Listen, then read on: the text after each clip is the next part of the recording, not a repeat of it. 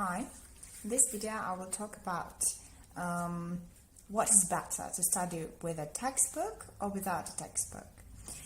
By having a textbook, I mean that we have some book that is structured in terms of vocabulary, grammar, reading, listening, speaking, writing. So all four skills are there, and both grammar and vocabulary are there. They're combined in some definite proportion, and there is some overall there is some kind of idea of what people will achieve after they cover this program.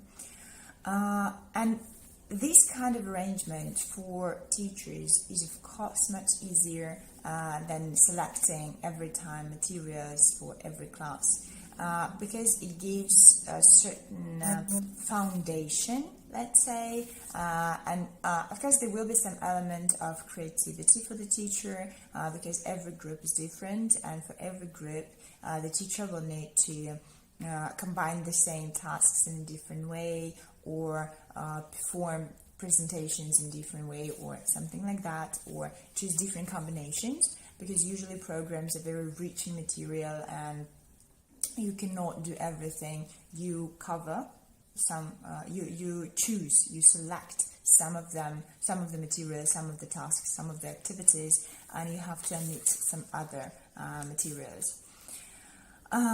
What's good about a textbook is that you can foresee what you will be doing in 3 months, and it is good because you can compare this with the path you would like to follow. So will this book bring me to the targets that I have created for myself?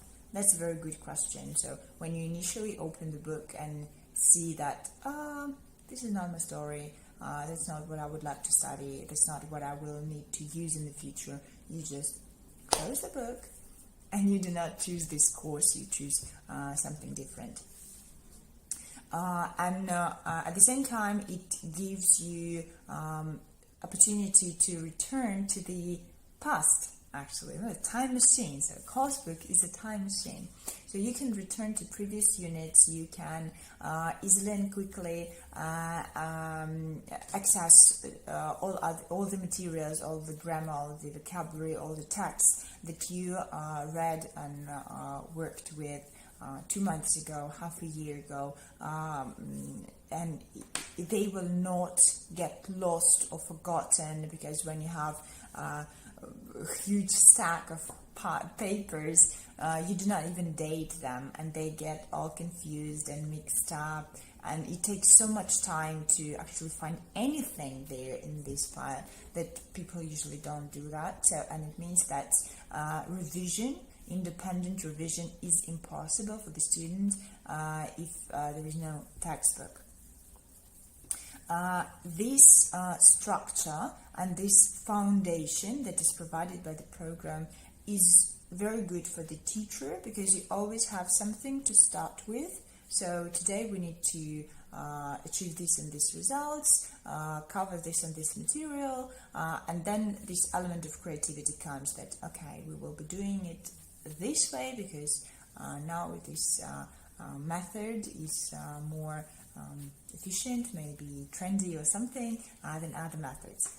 On the other hand, for the teacher, it can be a little bit of a trap, because it's it makes you as a teacher not particularly lazier, but it gives you this impression that you do not need that much worry about planning and about choice of materials. And if the teacher is really unprofessional or lazy, which happens, then unfortunately it will be just covering the textbook page by page, which is not a good idea. But this is not the fault of the textbook. This is about the teacher.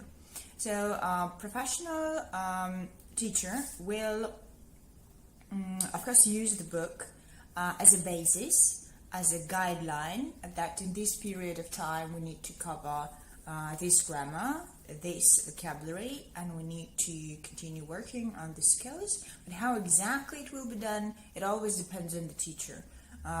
Very often, even if I, for example, work with a textbook, I prefer some other reading material, for example, if I feel that this article is not good for my students, or this some different article is much more actual and much more let's say catchy for them right now than text that is in the textbook, and so on and so forth. So in many cases, even if you choose the textbook, it will anyway be a combination of a textbook and some other materials that depend more on the interests of the students, preferences of the students, and so on and so forth. And at the same time, this support gives you actual support. If something happens in your life and you cannot spend usual amount of time on planning, then you have a number of quick decisions, quick solutions.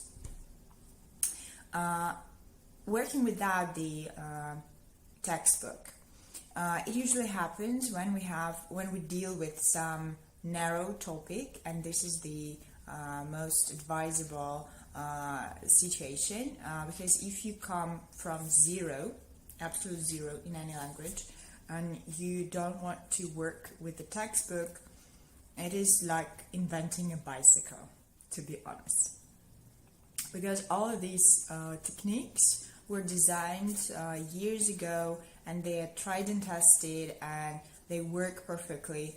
Why on earth do we need to invent another one?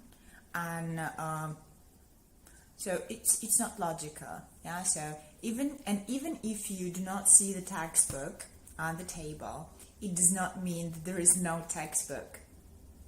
Quite possible that the teacher uses some materials of, say, 1 or 2 textbooks. The teacher mixes them in the right proportion, takes some more additional materials, and so on and so forth. But anyway, the structure is based on some book. It happens very often, because otherwise this teacher will just waste time and energy and all the other resources reinventing something that was invented quite a long time ago and works perfectly.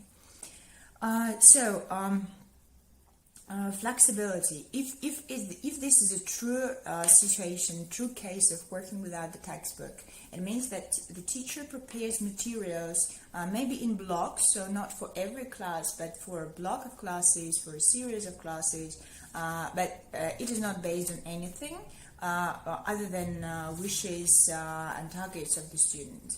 So the student says that I would like to talk about politics, for example, and then the teacher works with this. It means that we need vocabulary, we need grammar, and we need actual speaking. So the classes will start with actual speaking practice, and then the teacher, from what the student says, the teacher will see what kind of vocabulary is needed, what kind of grammar is missing there, and so on and so forth. So it all will come from what you can, what you already can do. If you cannot speak, then maybe the target of speaking about politics and global situation is the final aim of your studies, and you need some intermediate aims as well. And a great aim would be to start actually speaking in English about general topics, usual ones.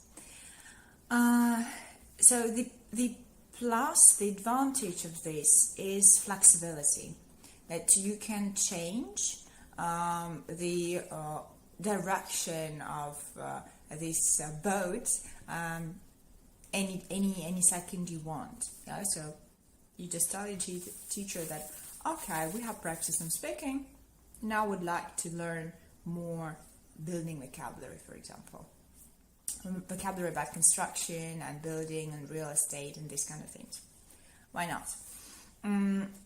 For the teacher, it means a wider field of creativity, but this creativity is not always welcome, because sometimes, as I mentioned, we have to reinvent things instead of taking something that is checked already and tested and everything. But anyway, and it increases the volume of the time and other resources that the teacher invests into preparing the class. This is one of the things with this profession, that it's one story to give the class, but behind the scene, behind the curtains, so we have to prepare this, and how much time you spend on that's a good question. Sometimes it is even more than the length of the class itself. So creativity, there is more creativity for the teacher, but even if you do not feel like being creative today, you will have to create this lesson from zero. Of course, there are techniques and ways to avoid a waste of time, but it's a topic for a different video. So what to choose? Working with the textbook or without the textbook? As I mentioned, in the majority of cases, the best solution is to combine the textbook with something that you feel like this is more needed for you than general topics or something like that, something specific for you.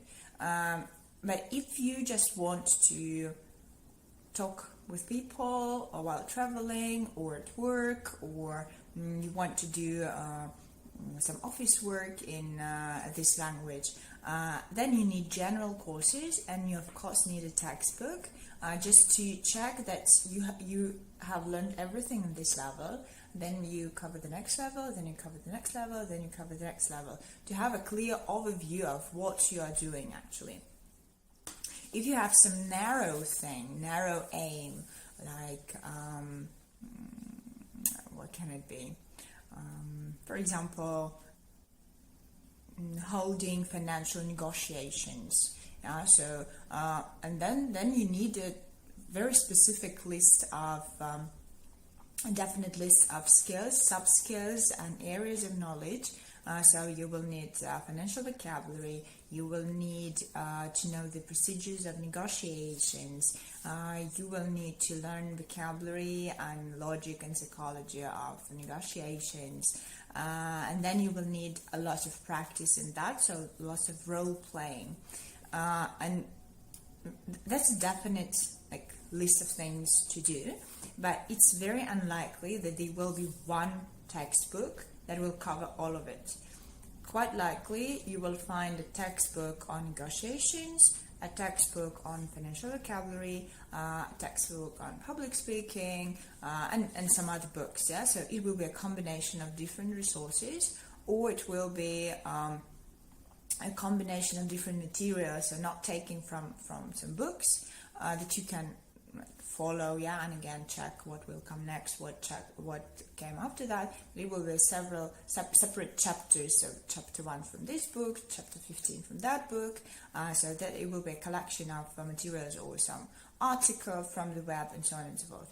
And again, there will be the disadvantage of not being able to return. But to be honest, with these narrow specific aims, people do not often feel the need to return and revise something, because they measure their success by the easiness of how they do what they want to do right now. For example, negotiations, so they negotiate and it has become easier for them than it used to be, then they are satisfied, so they do not need to return to any of the materials. Which is not always right, because revision is a very important stage in learning things. So, some teachers hate textbooks, some teachers love textbooks, but the truth is always somewhere in the middle. It depends not so much on the teacher, but on the aim that you want to achieve. So if you need just the language, and I always advise my students to choose narrow specific aims only after you have already some basic knowledge, some foundation, let's say pre-intermediate, intermediate at least. So after you finish intermediate course, then you're ready to go into specifics of chemical vocabulary, let's say, yeah, because you will not get stuck in some text, for example, because you don't understand tenses. You know the tenses, so, and the only trouble there will be understanding the logic of chemistry rather than logic of the English language. So you are ready to use English as a tool only after you are somewhere around intermediate, maybe upper intermediate. So and then you can choose something more narrow, something more specific, and work there. Because maybe for your narrow specific aim, complex grammar is not needed, or some deep general vocabulary will not be needed. But this is also a topic of a separate video. I very often face hesitation when students of all types and ages and like situations and contexts, they say, oh, I don't need this vocabulary. I don't think that I will use this vocabulary.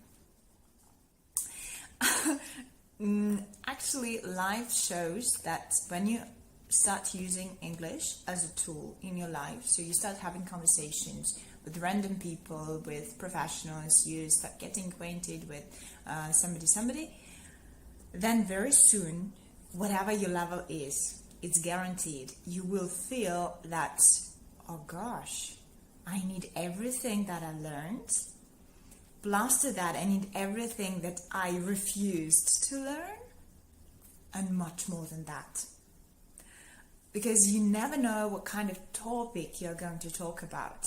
And if you speak simply and primitively, and you don't have any other opportunity to show your real personality to this person. For example, you're a Latvian man and you speak to a Japanese person, you speak in English, and there is no other common language that you can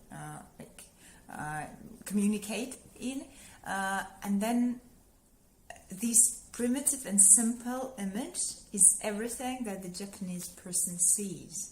And when you really actually realize that I look like this in his or her eyes, then you're much more motivated to learn, and you're very eager to learn, and you somehow get this inner motivation that I want to look at least okay, not primitive, but okay and normal in this foreign language. But that's a different topic. So I think that's all that I wanted to say about textbooks. So be careful choosing them. Have a great day.